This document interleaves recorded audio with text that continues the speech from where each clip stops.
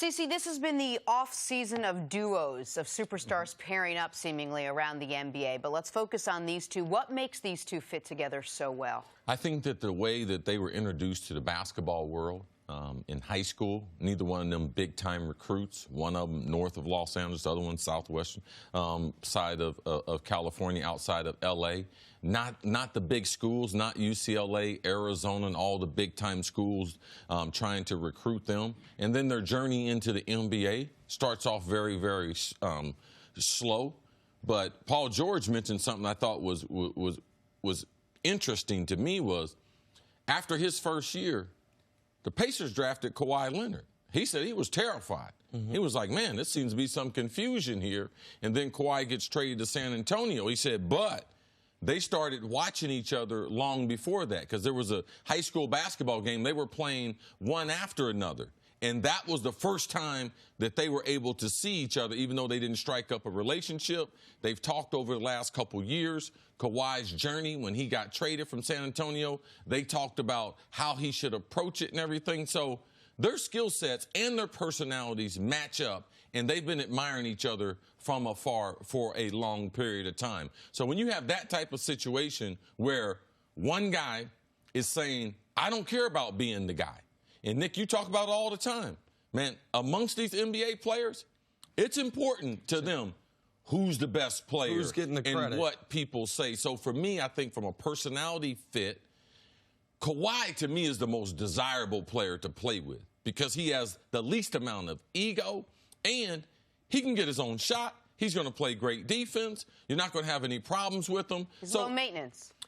That part, it's inviting that I don't have to worry about trying to put out fires and worrying about some type of drama. I can just worry about on the basketball court because the season in itself is tough enough. So I just believe their personalities, their journey in basketball, they've been admiring each other from afar, and now they had the opportunity to be able to come together, and the Clippers pulled it off, and Lawrence Frank and the rest of that front office by bringing Paul George there. Paul George was excited to be able to play with Kawhi. So here's where I've landed on this. I don't think this is the perfect duo, but I do think Kawhi Leonard and Paul George are the types of players, low maintenance, does not have to have the ball in their hands at all times, will play great defense, that archetype fits well with every other type of player.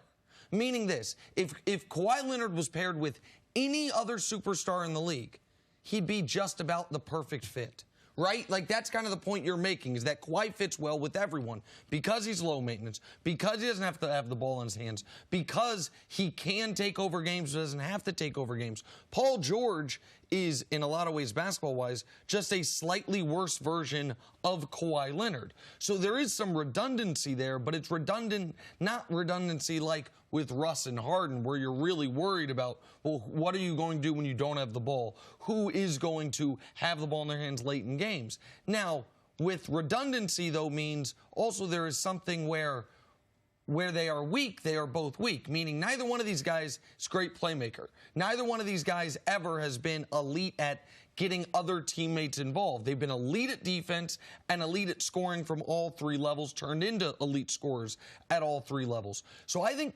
Paul George is an excellent fit next to just about anyone, and Kawhi Leonard's an excellent fit next to literally anyone. And so, of course, they fit well together, but because of the similarities, that's the only reason that I think the public might be a touch too optimistic about the Clippers, because where they are similar, they are also similarly deficient, even if it's only in a few areas. But what's the perfect fit in basketball now? You would typically say a guy like Magic Johnson, when he came and was able to take the basketball with the Los Angeles Lakers, they had Kareem Abdul-Jabbar.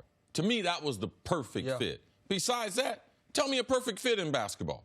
Tell me, because the positions are so interchangeable now. To me, unless they're both shooting guards, to me, there really is no perfect fit. If you look at all the players that we have, look, I mean, where is there a perfect fit now in basketball? I believe the fit that they have is just as good because of age, personality, and the things they're going to provide for their teammates. So for me, they are a perfect fit because they do so many things that if you're their teammate, That's the kind of teammate that you want. It goes beyond just basketball skills. And isn't it also the fact that they are two of the best two-way players in the league? Doesn't that in and of itself make them such a good fit? Well, that makes the Clippers a great defense, and that's why both of these guys are the type of player that anyone would want to play with. I don't think there's a player in the league that wouldn't want to play with Kawhi Leonard, and there's not a player in the league that wouldn't want to play with Paul George, because they are going to more than handle their responsibilities on defense, and you can rely on them for super high-level scoring. And I agree with you that, okay, so they're 1 year apart in age. They are both right in the heart of the prime of their career. The low-maintenance thing matters. All of that I totally agree with, but I think because these are two guys that are so similar, and because they are two guys that do something that a lot of star players don't do anymore at a super high level, which is give such effort on the defensive end. People respect that. People almost admire okay, so you're going to play both ends of the court while you're out there. That when they came together, they instantly became the Vegas favorites. They were talking NBA GM or coach survey, 65% of them picked the Clippers to win the title.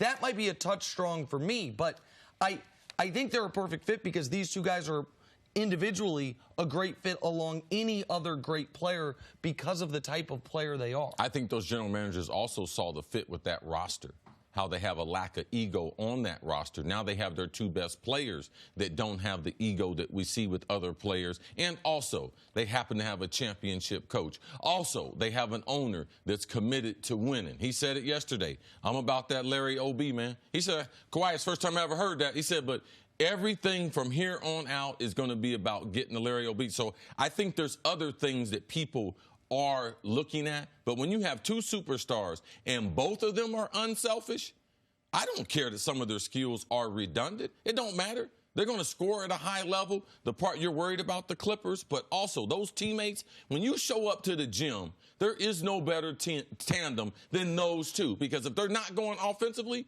they're going to give it to you defensively, which is going to go throughout the rest of that roster. I believe that the general managers who are saying that that's the fit, that's what they're seeing. And it's going to be interesting to see. Thanks for watching. Subscribe here to get the latest from the show. Also, be sure to check out more of the best clips from First Things First, or go watch a few segments from our other shows on FS1.